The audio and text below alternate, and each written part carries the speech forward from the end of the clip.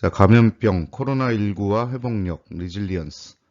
제11강, 회복력에 대한 동역학적 이해와 복잡계에서의 의미, 제3편입니다.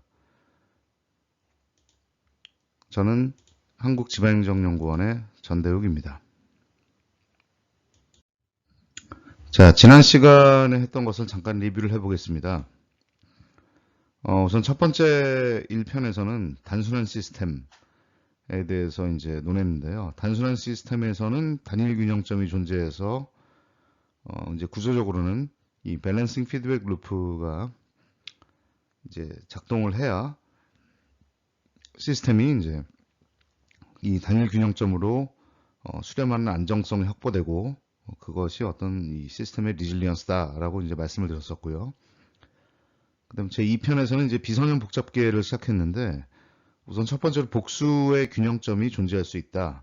그러니까 단순계에서의 어떤 하나의 균형점이 아니라 여러 개의 균형점이 존재한다라는 것을 말씀드렸고요.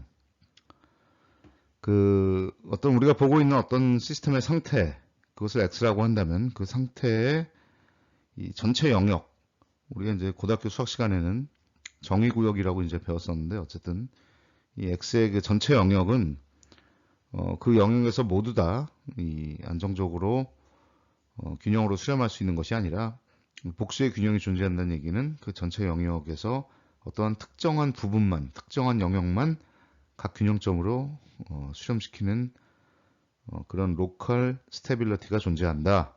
즉 국지적 안정성이 존재한다라고 말씀드린 바 있습니다. 당연히 그것은 전역적으로는 그 전체 정의구역, 그 전체 영역에서는 당연히 스테이블할 수 없다라고 이제 말씀드렸었고요. 그 다음에 이제 중요한 것은 이제 이 두 개의 균형점을 가르는 이제 하나의 임계점을 얘기하는데 어떤 영역에 떨어지던 이제 각각의 균형으로 갈 텐데 그 중간에 있는 경계를 저희가 세파트릭스라고 말씀드린 바 있습니다. 그것이 이제 중앙 균형의 수렴 영역의 경계라고 볼 수 있는데요. 이 경계 밖으로 떨어지면 새로운 균형으로 이 전이가 되기 때문에 결국은 원상 회복을 이제 불가능하게 하는 임계치다라는 의미를 가지고 있었죠. 자, 이번 시간에는 좀 더 복잡계에 대해서 자세히 보도록 하겠습니다. 자, 첫 번째 말씀드릴 것은 이중 안정성, 즉 바이스테빌리티 모델인데요. 이것이 이제 이력 현상에 관한 모델입니다. 그래서 그림에서 보시는 코잘롭 다이어그램을 다시 한번 보시면요. 이 모델은 이제 저번에 잠깐 말씀드린 그 로지스틱 커브, 즉 S자로 성장하는 혹은 확산하는 모델에 관한 얘기인데, 이를테면 하나의 종의 어떤 개체수 내지는 개체 밀도가 있습니다. 이 종의 개체수는 어떻게 변화하느냐? 당연히 종의 개체수가 많아지면 새끼를 많이 나니까, 다시 말해서 번식량이 늘어나기 때문에 이제 증가한다고 볼 수 있겠죠. 번식량이 늘어나면 종이 더 늘어나고, 종이 늘어나면 번식량이 더 늘어나고. 그래서 요 루프로 표시된 요 역학작용은 이제 이 R 루프입니다. 이 R 루프는 reinforcing feedback loop라고 저희가 부르죠. 다시 말하면 강화 피드백 루프.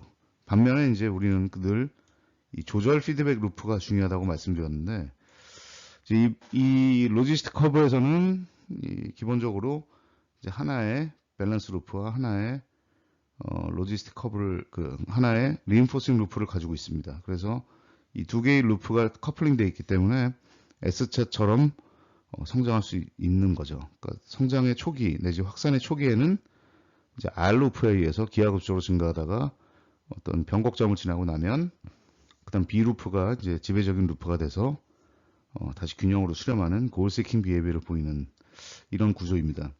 근데 여기에 이제 이 B라는 새로운 룹이 하나 추가가 됐습니다.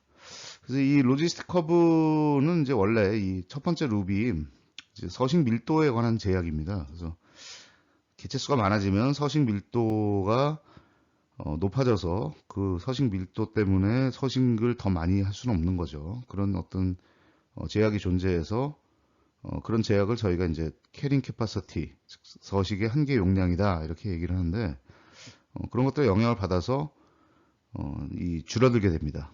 종의 밀도가 많이 늘어나면 서식의 제약을 받아서 다시 종의 밀도가 줄어드는 쪽으로 이제 피드백이 되죠.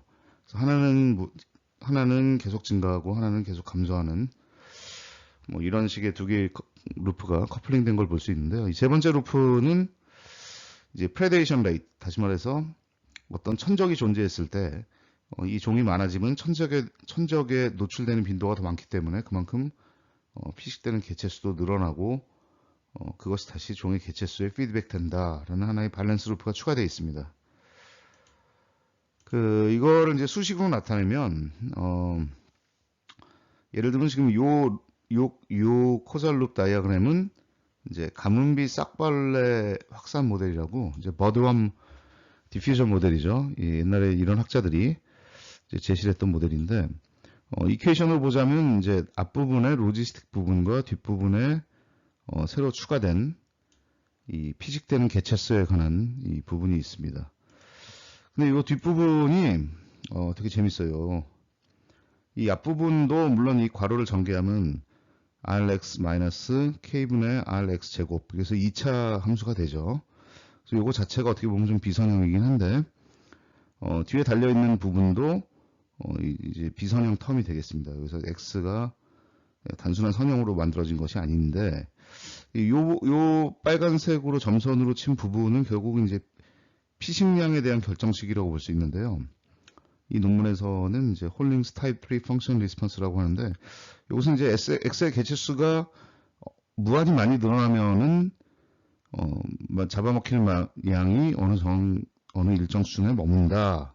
결국은 전체적으로 이제 S 커브 비슷하게 보이는데 요것이 이제 요 앞에 있는 B가 최대 피식률, 맥시멈 프레데이션 레이시라고 하고요. 이 A가 반포화율, 세마이 세츄레이션 레이시라고 합니다. 그리고 개체수가 많아지면 뭐랄까 상보 효과랄까 이제 뭐 그런 효과들이 존재해서 더 이상 일정 개체수 이상 잡아먹히지 않는다는 일종의 포식자에 대한 서식 한계 용량과 관련된 뭐 이런 모델이라고 할 수 있겠습니다. 아무튼 이 뒷부분에 달려있는 요 수식의 뒷부분에 달려있는 요 비선형 텀이 아주 재밌는 비헤이비어를 이제 연출하는데 이제 복잡계에서는 이런 식의 어떤 비선형 텀들이 이제 중요한 이 역할들을 하게 되죠.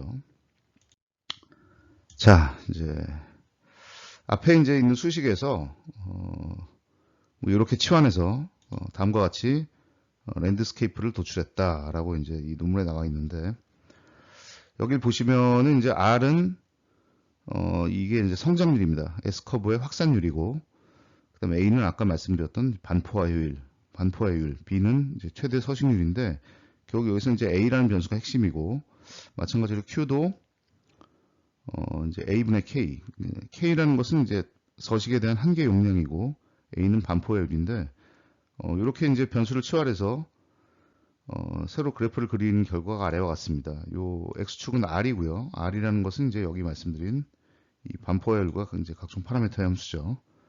그리고 마찬가지로 Y축은 이제 X의 개체수를 나타내는데 자, 이 모델을 이제 해석한 과정 속에서 나와 있는 얘기는 자, 이 싹벌레, 즉 버드웜의 반포화율 A가 해당 생태계의 나무가 무거지면서 점차로 증가하는 사정을 가정해 보자. 근데 중요한 것은 이제 R과 Q라는 두 개의 변수가 있는데 이제 A가 증가하면 R은 증가하게 되겠죠. 하지만 Q는 버드웜의 먹이인 나뭇잎이 증가함에 따라 Q는 고정된다. 그 얘기는 A가 증가하면서 K도 같이 증가해서 Q는 결국 하나의 어떤 상수처럼 머문다. K를 고정시켰을 때 R의 변화에 따라서 X의 개체수가 어떻게 되느냐를 보기 위한 것이죠. 자, 이 그림을 봅시다. 자, 만약 R이 증가하면 어떻게 되냐? R이 X축으로 이렇게 쭉 증가하면 이게 균형점들입니다. 균형점들이 이렇게 서서히 아래 이동에 따라서 변형이 되는데 점점 옮겨가는데 이제 가만 보시면 여기가 기울기가 약간 있습니다. 즉 다시 말하면 R이 이만큼 왕창 늘어나면 X는 아주 조금 늘어난다는 얘기겠죠. 서서히 아주 완만하게 X가 증가하는데 어느 시점 R2라는 시점까지 R이 증가하면 그만큼 이제 숲이 무성해서 나뭇잎이 많아지면 어떤 일이 벌어지느냐? 균형점이 이 뒤는 없죠. 여기서 불연속적으로 함수가 이어지다가 이쪽으로 갑니다. 다시 말하면 특정한 R2 값에 다다르면은 균형점이 요점이 된다는 얘기인데, 요점은 x의 개체수가 옛날에 비해서는 엄청나게 증가했죠. 이만큼. 그 얘기는 뭐냐,